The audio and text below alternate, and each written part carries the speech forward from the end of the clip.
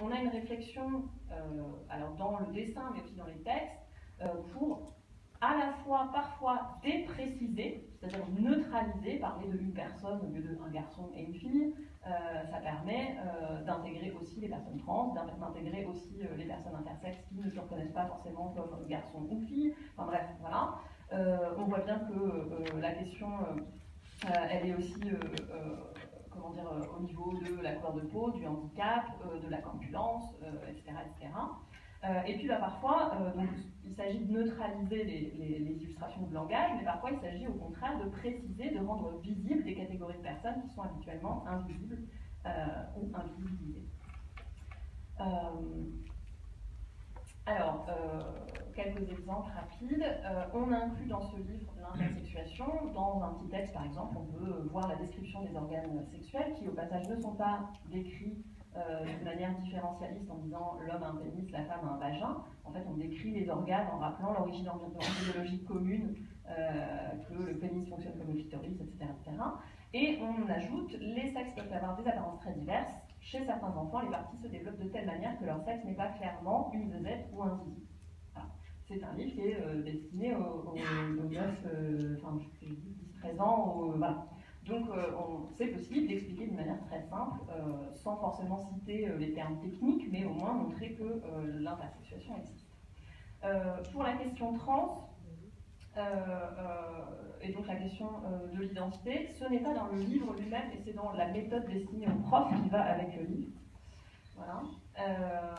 Donc on a l'inclusion de la question trans, on explique ce que c'est que la question trans, je passe plus vite. Voilà. On parle aussi de la question 6, puisque quand on n'est pas trans, on est 6, c'est hier, qui veut dire du même côté, donc ça on en parle également. Une personne cis, c'est quelqu'un dont le corps biologique correspond avec comment elle se sent et comment les autres la perçoivent. On donne des conseils, j'en viendrai après là-dessus, on donne des conseils aux personnes qui utilisent les manuels, au personnel, etc., pour soutenir les élèves, parler des questions trans en classe, utiliser le prénom voulu par la personne et le pronom voulu par la personne, ne tolérer aucun commentaire, etc., etc. Voilà, donc on inclut absolument tout, et notamment l'homosexualité qui dans le livre elle est visible et intégrée dans tous les chapitres, pas simplement dans le chapitre sexualité, mais dans le chapitre sur les sentiments, et puis dans d'autres chapitres qui n'ont rien à voir avec la sexualité, où on voit vraiment au détour d'une page, par exemple, deux papas qui félicitent leur petite fille qui vient d'avoir ses règles, une manière de montrer que l'homosexualité est tout à fait dans la vie courante. Voilà. Quand on emploie la pédagogie inclusive, et si on n'emploie que la pédagogie inclusive, et je termine. Ça va? Je vais me faire taper. Oui, c'est vrai. Mais je termine sur la dernière attitude. Pardon. Quand on n'emploie que la pédagogie inclusive, on risque de tomber dans un autre travers, qui est le travers de maintenir la norme dans l'invisibilité. C'est-à-dire, en gros, on inclut tout le monde et on oublie, en faisant ça, de parler des rapports de pouvoir qui existent entre les différentes catégories. C'est bien d'inclure, mais c'est encore mieux de remettre en question, et de remettre en question les rapports de pouvoir, les inégalités et les normes elles-mêmes. Donc c'est l'attitude suivante, qui est donc l'attitude qui est une sorte de pédagogie critique des normes, qui s'applique au LGBTI, mais qui s'applique aussi au racisme, au handicap, à tout ce que vous voulez. En gros, il s'agit de renverser le point de vue, de ne plus parler des personnes qui ne font pas partie de la norme, qui s'en écartent, qui dévient, etc., mais de parler des personnes qui font partie de la norme et des privilèges que ces personnes ont parce qu'elles font partie de la norme. Donc dans ce livre, dans le livre le plus important du monde, on critique les normes, tout type de normes, on critique cette bicatégorisation par sexe, par exemple ce petit extrait. Dans notre société, nous sommes habitués à penser qu'il existe deux sexes, des hommes et des femmes, mais rien ne dit qu'on soit obligé d'être soit l'un, soit l'autre. On critique également le genre, le système du genre. J'ai passé rapidement, mais bon.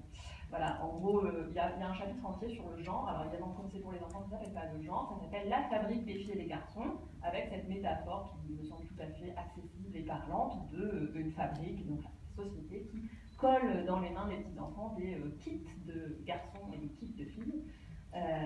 Où on voit par exemple en bas à gauche, on ne voit pas très bien, mais on a un petit enfant qui a l'air très ennuyé et qui dit mais où est-ce qu'on se met si on ne se sent ni fille ni garçon? Un autre qui dit quoi? Mais tous les garçons ont la même boîte, mais enfin, voilà.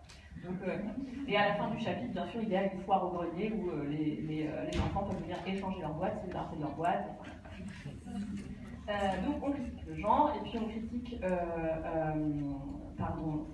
également l'hétéronormativité. Exemple tout bête, cette critique de la présomption de l'hétérosexualité avec une dame qui est probablement une maman qui demande à deux jeunes filles alors vous êtes amoureuse de quelqu'un, elles disent oui l'une de l'autre. Et donc enfin on voit des lesbiennes aussi dans ce livre. Mais voilà, on a une volonté de questionner la norme elle-même et de ne pas simplement s'intéresser aux périphéries et aux catégories de la population qui sont marginalisées. Je conclus en disant que la complexité de l'approche théorique, l'exigence de l'approche théorique sur laquelle repose ce bouquin, elle n'est pas perceptible immédiatement aux lecteurs et lectrices qui sont des enfants.